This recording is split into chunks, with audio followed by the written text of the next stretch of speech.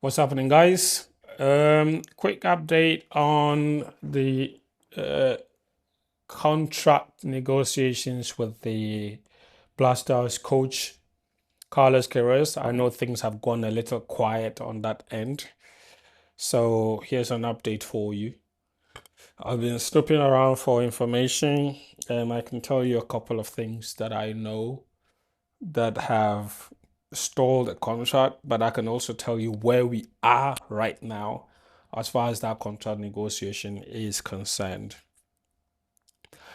So, after the World Cup, obviously, you all heard the news about the FA being interested in extending his contract. The ministry wants to extend his contract as well.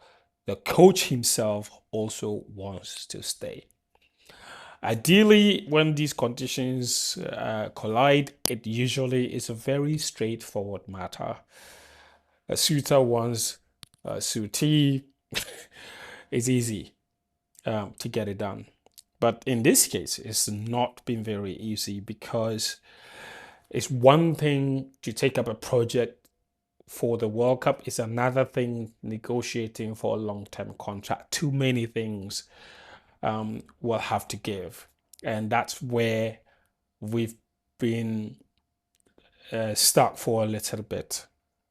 So, first up, the things that have been holding up the contract. I think number one has to be money. Now, the money situation is very straightforward. The When Carlos Queiroz came in for the World Cup, his contract was $80,000 a month for a 4 month contract altogether, about 320 US dollars as salary. He brought in his own staff and what have you, and because it was a World Cup and we didn't have a lot of time, there wasn't a lot of negotiating power and leverage from the ministry's point of view or the GFA's point of view. So they just gave it to him, and obviously he also took it. Now he's someone who has coached Real Madrid, Man United, Egypt, bigger countries, Iran, richer countries. So he's definitely earned more money than this. But he also wanted to get back into working, so he also accepted that fee, knowing that it probably was maybe slightly below his own expectations, but he took it anyway. Went to the World Cup impressed, and now we want him to stay. What I've been told is that now, and these two things are linked. What sort of contract we want to offer him? It's probably the biggest sticking point, and it's connected to the money, and I'll link the two for you to see. Now, the GFA wants to offer him a year or two contract. Carlos Queiroz wants something longer, something that ties into a long-term project. And that comes with guaranteed pay. So basically, the GFA wants to offer him a contract that's like 2 years with liabilities such as being able to sack him at any point when the results aren't going right. But having also been here for the past 4 months, the coach also knows that there are certain conditions that will guarantee success that don't exist at the moment. And if he just takes the contract in that sense, he probably will lose his job within the shortest possible time. So he's also insisting on something of some sort of a guaranteed project. So, for example, we have two AFCONs coming up. We have in 27 and 28, and we have a World Cup coming up in 2030. The coach wants a contract that ties into a project. So, what do you want me to do? If you want to give me a 2 year contract, you have to guarantee me that that 2 year contract will take me to the next AFCON and the AFCON after that. And maybe we need to set realistic targets for what happens in the next AFCON and what happens in the AFCON after that. And if you sack me before the end of that particular project, you have to pay all the compensation due me for that particular project period. And this is the reason the coach, and this is exactly what the coach wants as far as a contract is concerned. So there is a certain departure there. And the FA doesn't want that because in the past we've also had situations where we've had to sack coaches and pay too much compensation, and they feel like if they give him those kinds of guarantees and they give him that sort of contract and things don't go well, for example, in the first year and they have to get rid of him, they would be liable to pay way too much money in compensation. That's one. Now, also, the FA are willing to give him that sort of project, but they also want a contract that is beaten down in terms of compensation. It's okay, the World Cup was a big deal. You came in 4-month contract, $80,000 a month, we can pay for that. But if you want guaranteed pay for a certain period of time, for a certain project lifeline, then we need that money negotiated downwards. And that is a sticking point. The coach doesn't want to do that, doesn't want that money reduced, because he has already said 80,000 is something way below what his previous expectations or previous salaries have been. And I can also tell you guys that the coach was not very happy that his salary was made public. Because remember, the sports minister, and there were a lot of, and to be fair to the sports minister, there were a lot of talk and a lot of speculation that he was on 100,000. The minister came out and said, no, he's on 80,000. He didn't want that, because you know how European coaches work. A lot of them just want a lot of these things kept secret. These aspects of their contracts, they don't want them to be publicly disclosed. Unfortunately for them in Africa, because this is publicly funded, it has to be disclosed because it's taxpayers' money, and the taxpayers need to know how much you're paying the coach, unfortunately. So he wasn't very happy with that. But at the moment, so that whole issue is where there is disagreement. So the money part is tied into the project part. So the FA's view is, if you want us to give you a project with a certain guaranteed amount of money, then you need to reduce it so that in the end, or at the end of the day, if it doesn't work out, we don't have to pay too much in compensation. The coach also says, no, I've already, undervalued myself to take the job. So this is basically the minimum that I can accept. And so there's that. There's also issue with staffing. And the staffing issue has to do with the coach wanting to bring in a lot of his own coaching staff, including a lot more assistants than he had at the World Cup. He wants to get rid of some of the Ghana assistant coaches. He even wants to get rid of the team manager. That's how much control Carlos Queiroz wants. And the FA's view is there has to be a local content component to the national team. We can't just hand over everything around the national team to you.